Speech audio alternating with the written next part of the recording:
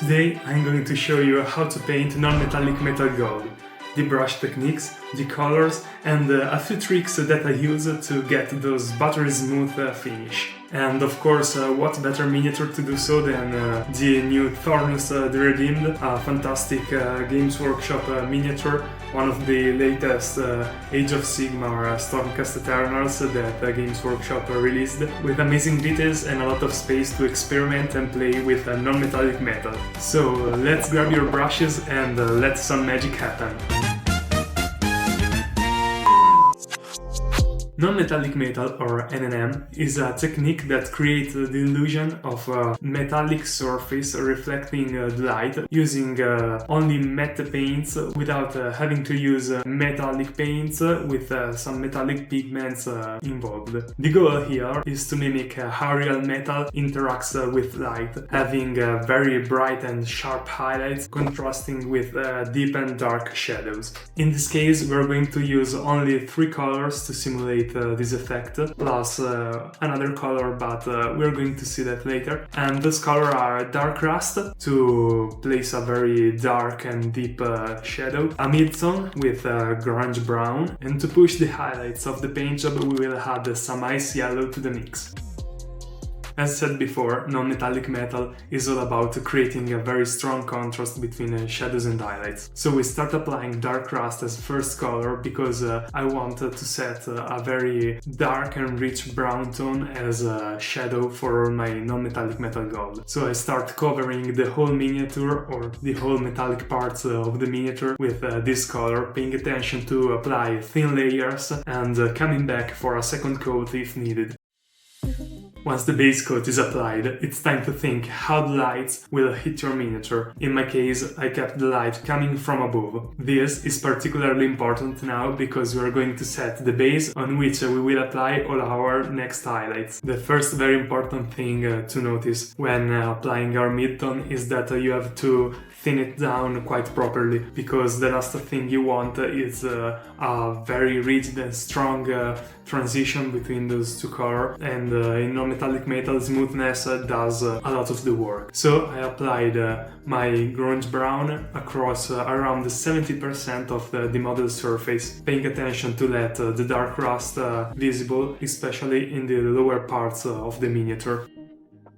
Now, starting the highlights, the process is quite easy. I'm just going to add progressively more and more ice yellow to the grunge brown and apply it to the previous mid-tones, paying attention not to cover all the previous layers. In the first layer, I'm mixing up about 80% grunge brown with 20% ice yellow. I'm using these proportions simply because I'm going to apply around 3 layers of highlights, but if you want, you can just be fine with 2 layers and start with around 70% grunge brown and 30% ice yellow, and for the final highlights use the proportion I will show you for my third highlight.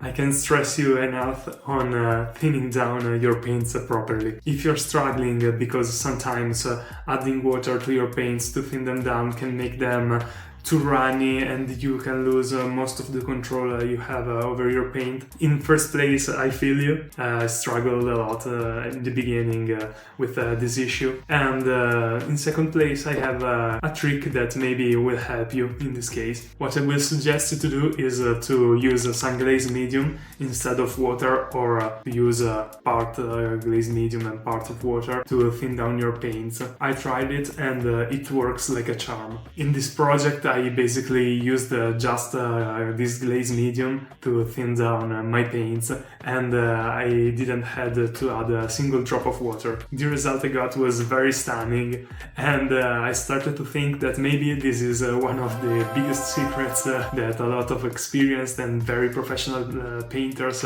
tend to don't tell you. I don't know, because I've never seen anyone stress a lot on this topic and suggest this product a lot, but I found it to be very, very valuable and very, very useful when you have to obtain those smooth blends. With the help of this glaze, the paint wasn't running everywhere because it maintained its consistency and didn't become watery running in all the crevices of the miniature. When loading paint into your brush, it is very easy that still too much paint remains trapped into your brush bristles. If that's the case, it is quite probable that you'll find yourself slopping a lot of paint on your miniature in big blobs as soon as your paintbrush touches the miniature. So even if you're using a medium to make your paint less runny, I will suggest you when painting very fine details that requires a lot of control to unload the paint on a paper towel before applying it to your miniature. For my second layer of highlights, I mixed around 60% grunge brown and 40% ice yellow. But why ice yellow and not maybe a pale sand, an ivory or even a white, could you ask? Well, nice question. When painting gold on metallic metal, you have to take in account that gold is a very warm color containing a lot of yellow and orange tones. Using ice yellow will push your highlights while remaining coherent to those colors, and thanks to all the yellow it contains, will help you deliver a much warmer effect instead of using white or other colors. If we had to use a pale sand, for example, instead of the ice yellow, we will still have a cold tone, but the color will not be so coherent with the yellow and orange tones contained in the gold, resulting in a not so realistic effect. Using white instead will throw completely off the effect, resulting too chalky and too cold. Of course, you can still add some white for the very extreme final highlights, but mixing it with all the other colors that you use to build up your highlights, it's not a very suggested choice. From this stage on, I will also stop applying the highlights on the lower parts of the miniature, such as the armor on these legs, because it is further from the light source and I want to sell that effect of the armor getting less shiny the farther it gets from the source light.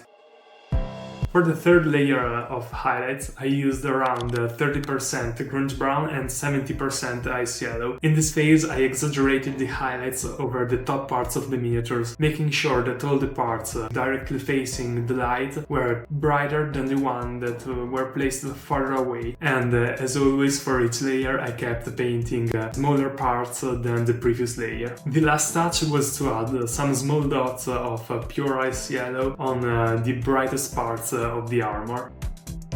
At this point, the non-metallic metal was quite ready, but as you can notice, it tended to result more rusty. To get the rich gold I was aiming to, I mixed some golden yellow with some flat yellow. Then I proceeded to thin this mix down to a very diluted glaze, using a lot of glaze medium. I then started applying it all over the gold parts. This step is going to work as a filter. This will help switch the general tone of the gold from that bronze to a golden one. After the glaze was dry, to bring back some of the highlights that went lost with the yellow glaze, I applied some small dots of pure ice yellow in the most bright parts of the armor. And that's the final result.